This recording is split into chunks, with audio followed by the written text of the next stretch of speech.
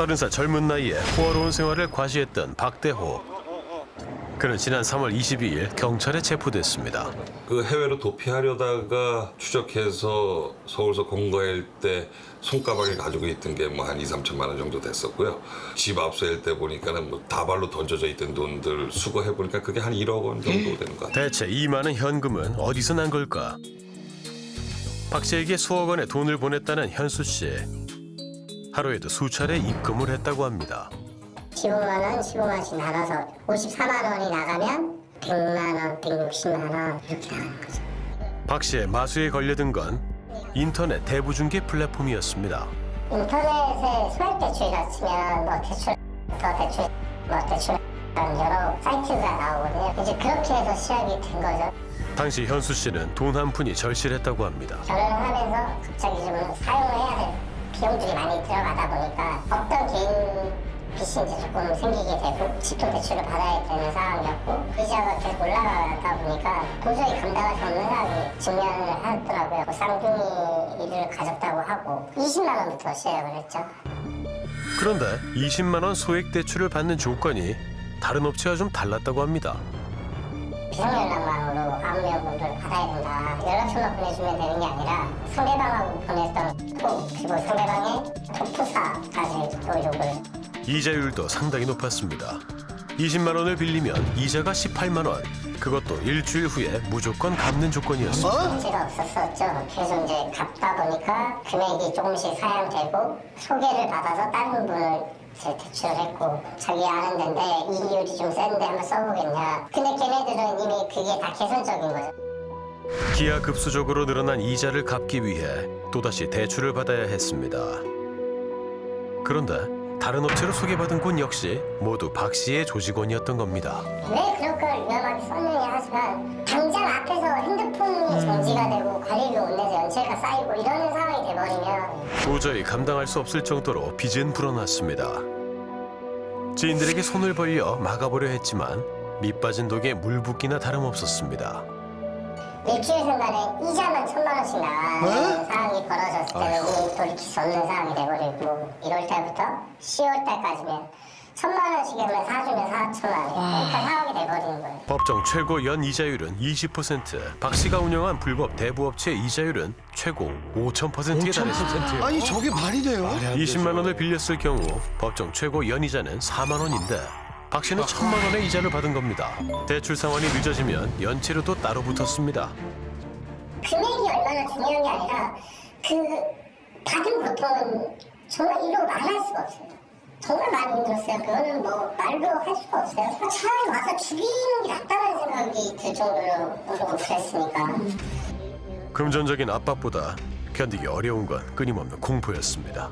갓 태어난 아이를 두고 무자비한 협박은 계속됐습니다. 사진을 좀 보여줘라. 우리도 단체 톡방에 올려서 이런 일들이 있으니 이제 실물 당분간은 이제 묻지 말아라. 순수하게 믿었던 거죠, 그날. 넘겨받은 아이 사진을 협박의 도구로 쓴 겁니다. 처음 20만 원을 대출받을 때 제출했던 지인들 연락처로도 협박이 이어졌습니다. 숨통을 조여왔던 그들 때문에 극단적인 생각도 했다는 현수 씨. 하지만 삶을 포기할 수는 없었습니다. 얘네 때문에 버티고 사는 거예요. 그냥 와이프한테 너무 미안하고. 법정 최고 이자율의 250배에 달하는 살인적인 고리대금을 받은 불법 대부 조직. 경찰은 8개월 추적 끝에 범죄 계좌 310여 개, 대포폰 300여 개 등을 분석해 범죄 조직의 실체를 밝혀냈습니다. 범죄 사실이 확증이 범죄 사실이 누가 범죄를 인식을 했어요. 그래서 체포 영장 체포가 된 거고요. 근데 이 돈을 왜 뺏어가는 건지. 범죄 수익. 그럼 본인이 이게 어디서 돈이 본인 출처가 어딘지를 얘기할 수 있어요. 그 어머니 돈 받은 건데 어머님한테 받은 건데. 그걸 믿어요? 저희가 파악한 피해자는 한 131분대시거든요. 근데 실제로는 더 많습니다. 벼랑 끝에 몰려 공포에 떨어야 했던 피해자들. 속수무책 당할 수밖에 없었습니다. 이 진짜 정말 무시성 받는 거 아니야. 이 개 지들이 저 빌려가고는 대체라는 신고하고 개 진짜.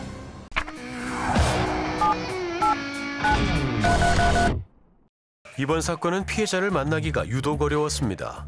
힘들었죠. 했던 그 악몽이 또 되살아나서 계속 그 생각이 머리에서 떠나질 않으니 내가 만약 인터넷까지 하면 잘못될 것 같아. 진짜 못할 것 같아요. 그리고 비밀리에 접선하듯 피해자를 찾아가는 일도 있었습니다. 어렵게 만난 피해자는 60대 주부였습니다. 저 모습을 이 동네에서 다 알기 때문에 이게 화면 나오는 상당히 불안하거든요. 협박도 많이 당하고 애들 죽인다는 게 정말 생활을 할 수가 없고 너무 힘들어서 좀 잘못 쓴 보증 때문에 빚이 쌓여 급히 소액을 빌렸던 건데 오히려 대출비까지 눈덩이처럼 불어난 겁니다. 그쪽에서 다른 사람이 또 대출해준다고 문자 와서 계속 연결이 됐었어요. 그녀도 그들이 놓은 덫에 걸리고 말았습니다. 협박을 제가 갚았는데도 다른 사람이 안 갚았다 또 협박하고 돌아가면서 협박을 하니까 전보다 더 무서운 게 협박이었어요. 나중에는 또 도박이 있을까 기대가 총책 박 씨는 조직원들의 역할을 철저하게 구분했습니다. 콜팀, 면담팀, 수금팀, 수거팀, 출금팀이 이렇게 구성이 되어 있습니다. 특히 이제 협박을 주로 하는 수구팀 같은 경우는 출심할 때까지 협박을 진행하게 이렇게 지시를 하는 거죠. 소금팀은 대출 시 미리 확보해 놓은 채무자의 가족, 지인들 연락처로 단체 대여방을 만들고 그들의 신상 정보로 수배 전단도 제작해 협박했습니다. 아버지 아니에요? 이 아버지 맞는데요. 이 10억만 원 줘가지고 잘못 싸기로 시인데 그럼요. 오늘 갚아. 연체료 명목으로 돈을 또 뜯어냈습니다. 조금만 기다려주시면 안 돼요? 넌 연신 오고 됐으니까 넌 따따블이야. 따따블이 얼만데요? 인체료만 110만 원이야. 인수료는 110만 원이 나오나? 안 돼요. 이거 너무하잖아요. 같은 거. 손이 얘기 만드는 이거 아니야? 박 씨 조직의 무자비한 협박은 불법 사금융 업자들 사이에서도 소문이 자자했다고 합니다. 이 조직폭력배처럼 그 위에다 하라는 대로 말해. 되게 빡빡하게 손님들 이렇게 교육을 받아왔기 때문에 하는 거예요. 그렇기 때문에 이제 문제가 터진 거예요. 터질 줄 알았어요. 결국 지난해 11월 수금팀 조직원들이 먼저 검거됐습니다. 조직원들이 합숙하면서 수금을 했는데 수금팀에서 이제 수금이 잘 안 되거나 행동강령을 어기거나 이랬을 때 왜 과장들 밑에들 빠따도 치고 이득금이 계속 자기네 주급이 올라가니까는 그거에 대해서 자기네가 더 열정적으로 한 것 같아요. 당장 먹고 사는 게 힘겨운 서민들을 울리고 깊은 수렁에 빠뜨린 검문 조직. 2021년 4월 불법 대부업을 시작한 총책 박 씨는 짧은 시간에 무섭게 조직을 키웠다고 합니다. 되게 힘든 거예요. 완전히 중독 위협보다도 더 선후배끼리 팍 끌고 오는 거예요. 25살, 4살 애들이 400만씩 버는 친구가 있어요. 돈만 봐도 알아. 너네 형님 밑에도 좀만 한 2, 3년만 일하면 집이고 차고 못 사겠냐. 그러니까 이제 거기서 이제 애들이 빠져갖고 올라오는 거죠. 온갖 협박으로 채무자들에게 살인적인 이자와 연체료를 뜯어낸 조직원들은 대부분 20대였습니다. 20대 초반에 있던 젊은 친구들이 누군가 내 친구가 돈을 잘 번다. 그래서 들어가는 경우가 많았습니다. 주급수당은 가장들이 거의 한 2, 3천? 총책은 일단 총책 본인은 얘기는 안 해요. 절대 얘기는 안 하는데 저희가 이제 조직원 조사나 이제 인출되는 현금의 양을 봐서는 하루에 1억 정도 저희가 추산하고 있어요. 1억이요? 금고는 전날 밤에 다 비웠고요. 금괴나 이런 거는 싹 다 치우고 현금이 압수가 됐는데 현금을 따로 보관하는 게 아니라 막 집에다가 막 던져놓는 거 있죠. 가구 뒤편에 다발로 던져져 있던 돈들 수거해보니까 그게 한 1억 원 정도. 조직의 총책 30살 박 씨. 그는 월세 1,800만 원 집에 살았습니다. 업체에서 월세 1,800 정도에 살면은 혹시 자산가 있으면서 지방에 있는데 여기서 큰 업체 같은 경우는 회사에서 이제 법인 처리해서 임원이 거주할 수도 있고 루이비통이니 뭐 샤넬 뭐 이런 명품 가방서부터 금색으로 돼 있는 와인이 아주 박스로 어마어마하게 있었습니다. 그것만 먹는 것 같더라고요. 다수성가한 사업가 행세를 했던 박 씨는 고가의 스포츠카를 타고 다녔는데 경찰이 추적한 차량만 7대. 대체 가격대가 어떻게 될까? 이거는 벤틀리 GT 컨티넨탈 4.0 모델로 확인되는데요. 성공하신 사업가분들께서 한 번쯤 타보고 싶다고 하는 거죠. 3억 3천에서 3억 8천만 원 이 정도 나와 있는 것으로 될 것으로 확인됩니다. 신차가가 보통 7억 정도 되는 게 제일 평균적으로 좀 많았었고요. 2억에서 7억대까지 고가의 외제차들. 취약계층 서민들의 돈을 뜯어 슈퍼카를 타며 초호화 생활을 누린 박 씨. 그는 은밀하게 조직을 움직였습니다.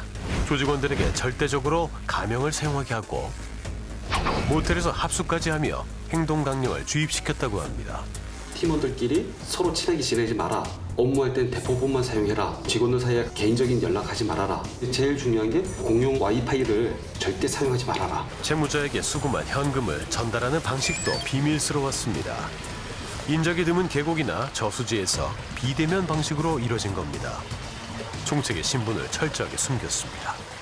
수금한 돈을 종이 박스에 담아서 어떤 산속의 계곡 같은 데다 갖다가 던져 놓으면은 제3자가 와서 그걸 보고 아무도 없을 때 그걸 가지고 가고, 그래서 그게 나중에 총책한테 전달되는 거.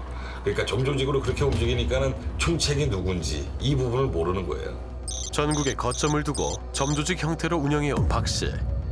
그를 직접 대면한 사람은 극소수의 조직원뿐이었다고 합니다. 그런데 총책 박 씨를 알고 일했다는 총무팀 여직원, 그녀를 찾아가 봤습니다. 저랑 관계가 있는 사람 그럼 그분은 지금 안 계시고? 지금 구속되어 있어요. 그는 그녀가 구속되고 나서야 그동안 불법적인 일을 해왔다는 사실을 알게 됐다고 합니다.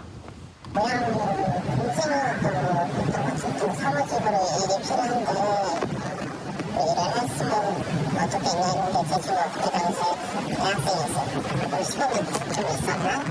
그러면 일을 하겠다. 그래서 전혀 모르고 일을 시작을 한 거죠. 박 씨가 끌어들인 여대생은 결국 범죄자라는 낙인이 찍혔습니다. 그 자체가 불법이라는 거를 인지를 너무 늦게 했어요. 엄청 애기고 그러거든요. 그래서 그런 것들을 전혀 몰랐었어가지고 그걸 당했던 피해자분들한테는 너무너무 죄송하죠. 그리고 제 친구 또한 죄송하다고 할 거고.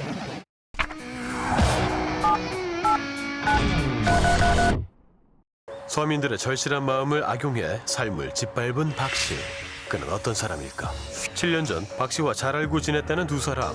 당시 박 씨는 한 불법 대부업체의 직원이었다고 합니다.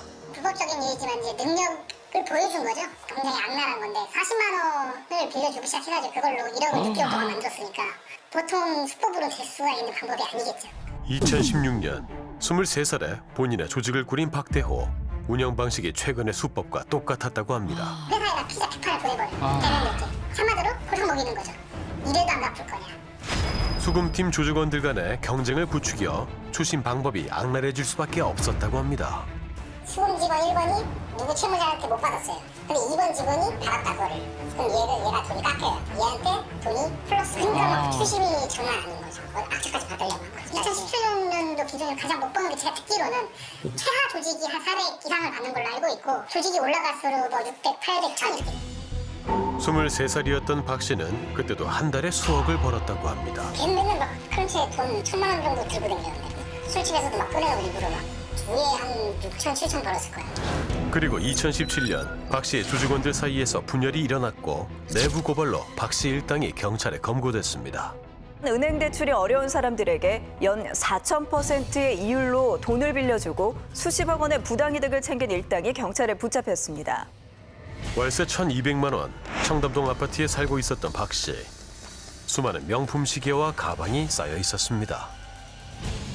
당시 총책으로 체포됐던 박대호. 그런데 재판 결과 다른 사람이 조직의 총책으로 처벌을 받았답니다.